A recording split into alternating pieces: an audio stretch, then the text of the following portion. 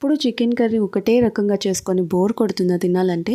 అలాంటప్పుడు మీకోసం నేను ఒక మంచి చిట్కా తీసుకొచ్చాను, చూసేయండి. ఇది చాలా కొత్తగా అనిపిస్తుంది రెసిపీ. కాకపోతే మనం ఎలా చేసుకుంటామో అలాగే ఉంటుంది ప్రాసెస్ మొత్తం. మనం యూజువల్గా ఏం చేస్తాం, ఆనియన్, టమాటో, అల్లం వెల్లుల్లి పేస్ట్, పసుపు, ఉప్పు, కారం అన్నీ వేసేసుకొని చికెన్ పీసెస్ కూడా వేసేసుకున్న తర్వాత మంచిగా కలిపేసుకొని లిడ్ పెట్టేసుకొని దాని తర్వాత లిడ్ ఓపెన్ చేసి కొంచెం కుక్ అయినాక కొత్తిమీర వేసేసుకొని మళ్ళీ దాన్ని తిప్పేసి, ఇదంతా కామన్ ప్రాసెసే కదా గైస్. ఇక్కడితో ఆపేయకూడదు, మన స్టార్ ఇంగ్రీడియంట్స్ని తేవాల్సిన టైం వచ్చేసింది. చూసేయండి మీరు. ఆగండి, దానికన్నా ముందు ఒకటి ఉంది, అదేనండి టేస్టింగ్. ఇక్కడ మీకు ఏమైనా సరిపోతే వేసేసుకోండి. ఇంకా మనం ఒక మిక్సీ జార్ తీసుకుని దానిలో కొంచెం బాదం, జీడిపప్పు అండ్ ఆల్సో పెరుగు వేసేసుకొని మంచిగా మిక్సీ కొట్టేసుకోవాలి. అండ్ ఇంకో విషయం అండి, పెరుగు అనేది చాలా ఫ్రెష్గా ఉండాలి ఈ రెసిపీకి. ఎందుకంటే మంచిగా మలాయ్ చికెన్లా అనిపిస్తుంది. విత్ మలాయ్తో వేసుకుంటే ఇంకా బాగుంటుంది, వితౌట్ అయినా కూడా పర్వాలేదు. బట్ పెరుగు మాత్రం ఫ్రెష్గా ఉండేటట్టు చూసుకోండి.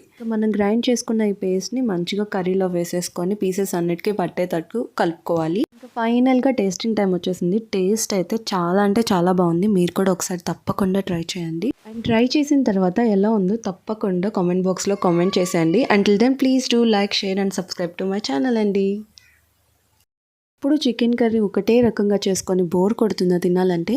అలాంటప్పుడు మీకోసం నేను ఒక మంచి చిట్కా తీసుకొచ్చాను, చూసేయండి. ఇది చాలా కొత్తగా అనిపిస్తుంది రెసిపీ. కాకపోతే మనం ఎలా చేసుకుంటామో అలాగే ఉంటుంది ప్రాసెస్ మొత్తం.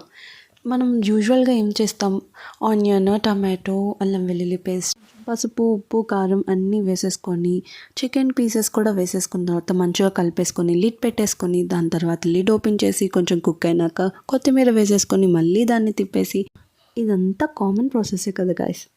ఇక్కడితో ఆపేయకూడదు, మన స్టార్ ఇంగ్రీడియంట్స్ని తేవాల్సిన టైం వచ్చేసింది. చూసేయండి మీరు. ఆగండి, దానికన్నా ముందు ఒకటి ఉంది, అదేనండి టేస్టింగ్. ఇక్కడ మీకు ఏమైనా సరిపోతే వేసేసుకోండి. ఇంకా మనం ఒక మిక్సీ జార్ తీసుకుని దానిలో కొంచెం బాదం, జీడిపప్పు అండ్ ఆల్సో పెరుగు వేసేసుకొని మంచిగా మిక్సీ కొట్టేసుకోవాలి. అండ్ ఇంకో విషయం అండి, పెరుగు అనేది చాలా ఫ్రెష్గా ఉండాలి ఈ రెసిపీకి. ఎందుకంటే మంచిగా మలాయ్ చికెన్లా అనిపిస్తుంది. విత్ మలాయ్తో వేసుకుంటే ఇంకా బాగుంటుంది, వితౌట్ అయినా కూడా పర్వాలేదు. బట్ పెరుగు మాత్రం ఫ్రెష్గా ఉండేటట్టు చూసుకోండి. మనం గ్రైండ్ చేసుకున్న ఈ పేస్ట్ని మంచిగా కర్రీలో వేసేసుకొని పీసెస్ అన్నిటికీ పట్టేటట్టు కలుపుకోవాలి. ఇంకా ఫైనల్గా టేస్టింగ్ టైం వచ్చేసింది. టేస్ట్ అయితే చాలా అంటే చాలా బాగుంది. మీరు కూడా ఒకసారి తప్పకుండా ట్రై చేయండి. అండ్ ట్రై చేసిన తర్వాత ఎలా ఉందో తప్పకుండా కామెంట్ బాక్స్లో కామెంట్ చేసేయండి. Until then please do like, share and subscribe to my channel అండి.